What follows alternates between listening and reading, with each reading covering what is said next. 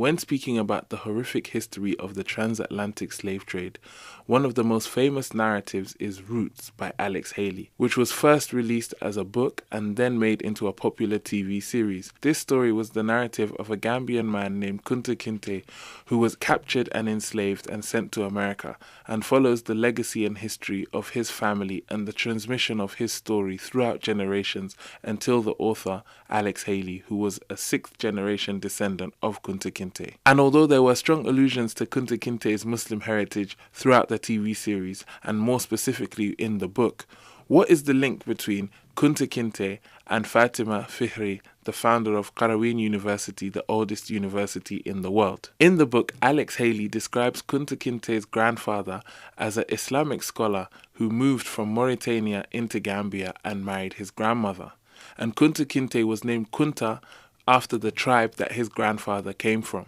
This Kunta tribe were the descendants of a famous Sahaba named Uqba bin Nafi', who accompanied his uncle Amr bin As during the Arab conquests of North Africa. So Uqba bin Nafi' and his uncle Amr bin As were both famous companions of the Prophet Muhammad ﷺ and members of the same tribe as him, the Quraysh. Uqba accompanied his uncle Amr bin As during the conquest of Egypt, where his uncle settled on the banks of the River Nile and established a city called Fustat, which later grew and became known today as Cairo. Uqba bin Nafi' continued to travel inwards until he arrived at Tunisia and established a city called Karawan, which became a center of Islamic learning and a prominent place of travel and study for Muslims across North Africa. One of Uqba's descendants, Fatima Fihri, then traveled to Morocco, where she established her own masjid, which became known as the Masjid of the People of Karawan, or Masjid al-Qarawiyyin. And the Kunte tribe, which Kunte Kinte's grandfather came from,